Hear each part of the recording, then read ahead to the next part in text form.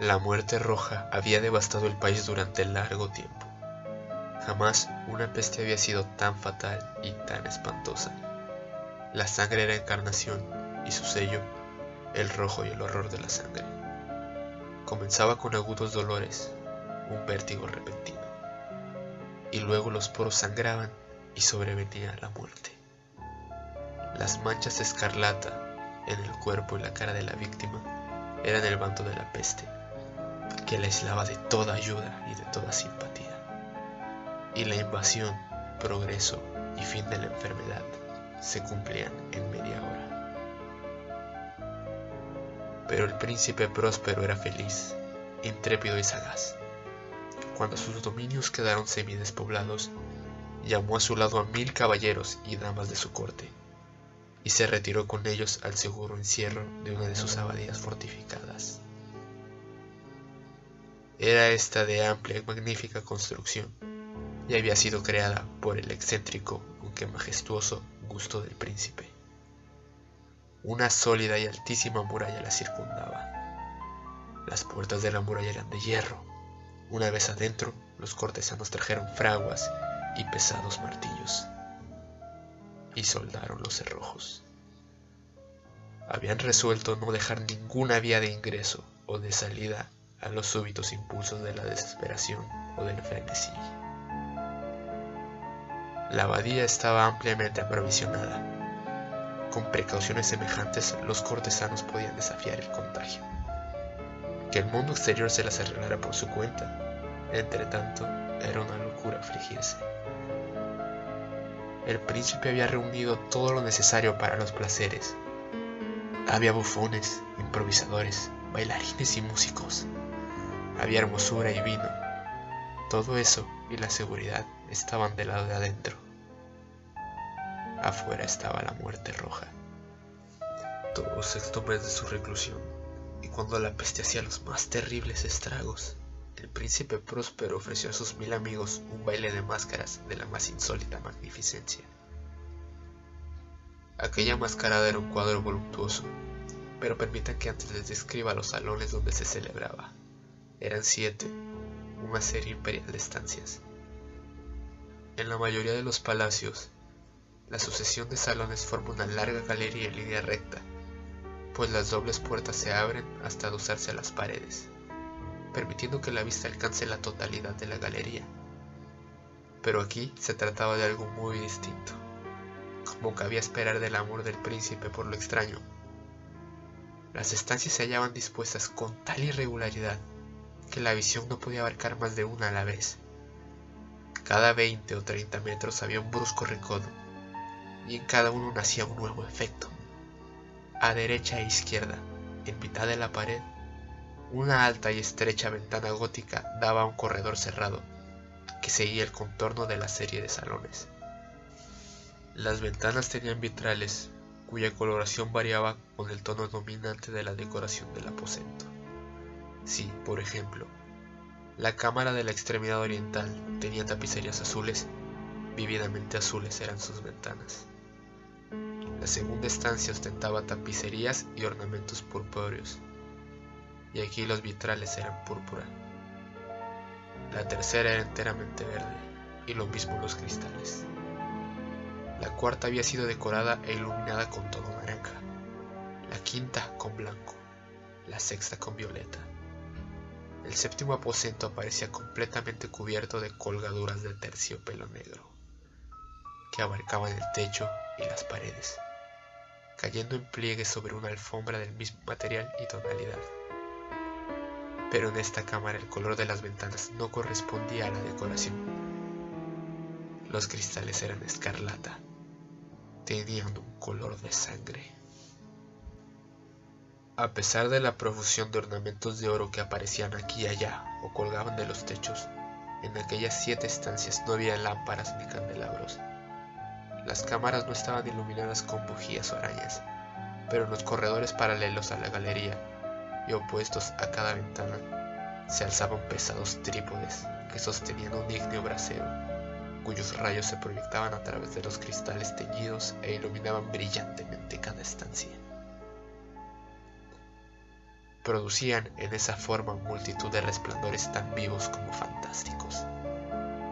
Pero en la cámara del poniente, la cámara negra, el fuego que a través de los cristales de color de sangre se derramaba sobre las sombrías colgaduras, producía un efecto terriblemente siniestro y daba una coloración tan extraña a los rostros de quienes penetraban en ella que pocos eran lo bastante audaces para poner allí los pies.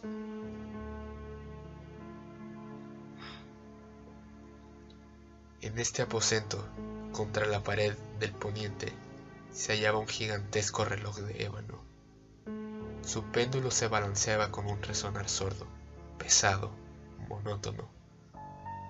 Y cuando el minutero había completado su circuito y la hora iba a sonar, de las entrañas de bronce del mecanismo nació un tañido claro y resonante, lleno de música, mas su tono y su énfasis eran tales que, a cada hora, los músicos de la orquesta se veían obligados a interrumpir momentáneamente su ejecución para escuchar el sonido.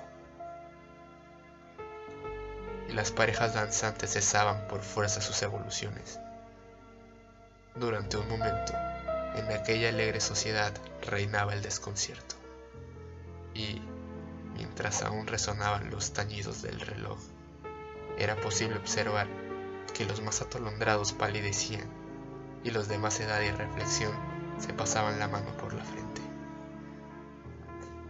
como si se entregaran a una confusa meditación o a un ensueño. Pero apenas los ecos cesaban del todo, livianas risas nacían en la asamblea.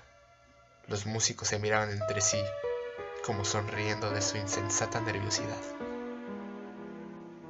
mientras se prometían en voz baja que el siguiente tañido del reloj no provocaría en ellos una emoción semejante. Mas, al cabo de 63.600 segundos del tiempo que huye, el reloj daba otra vez la hora, y otra vez nacían el desconcierto, el temblor y la meditación. Pese a ello, la fiesta era alegre y magnífica. El príncipe tenía gustos singulares. Sus ojos se mostraban especialmente sensibles a los colores y sus efectos. Desdeñaba los caprichos de la mera moda. Sus planes eran audaces y ardientes. Sus concepciones brillaban con bárbaro esplendor. Algunos podrían haber creído que estaba loco. Sus cortesanos sentían que no era así. Era necesario oírlo, verlo y tocarlo para tener la seguridad de que no lo estaba. El príncipe se había ocupado personalmente de gran parte de la decoración de las 7 salas destinadas a la gran fiesta. Su gusto había guiado la elección de los disfraces. Grotescos eran estos, a no dudarlo. Reinaba en ellos el brillo, el esplendor, lo picante y lo fantasmagórico. Veíanse figuras de arabesco, con siluetas y atuendos incongruentes. Veíanse fantasías delirantes como las que aman los locos. En verdad, en aquellas 7 cámaras se movía, de un lado a otro, una multitud de sueños. Y aquellos sueños se contorsionaban en todas partes, cambiando de color al pasar por los aposentos y haciendo que la extraña música de la orquesta pareciera el eco de sus pasos. Mas otra vez tañe el reloj, que se alza en el aposento de terciopelo. Por un momento todo queda inmóvil, todo es silencio, salvo la voz del reloj. Los sueños están helados, rígidos en sus posturas, pero los ecos del tañido se pierden, apenas han durado un instante, y una risa ligera, a media sofocada, flota tras ellos en su fuga. Otra vez crece la música, viven los sueños, contorsionándose al pasar por las ventanas, por las cuales irrumpen los rayos de los trípodes. Mas en la cámara que da al oeste, ninguna máscara se aventura, pues la noche avanza y una luz más roja se filtra por los cristales de color de sangre. Aterradora es la tiniebla de las colgaduras negras, y, para aquel cuyo pie se pose en la sombría alfombra, brota del reloj de ébano un ahogado resonar mucho más solemne que los que alcanzan a oír las máscaras entregadas a la lejana alegría de las otras estancias. Congregábase densa multitud en estas últimas, donde afiebradamente latía el corazón de la vida.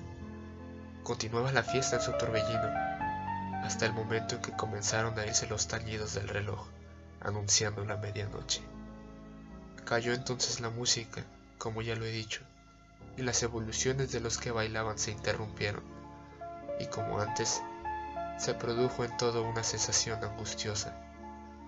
Mas esta vez el reloj debía tañer 12 campanadas, y quizá por eso ocurrió que los pensamientos invadieron en mayor número las meditaciones de aquellos que reflexionaban entre la multitud entregada a la fiesta.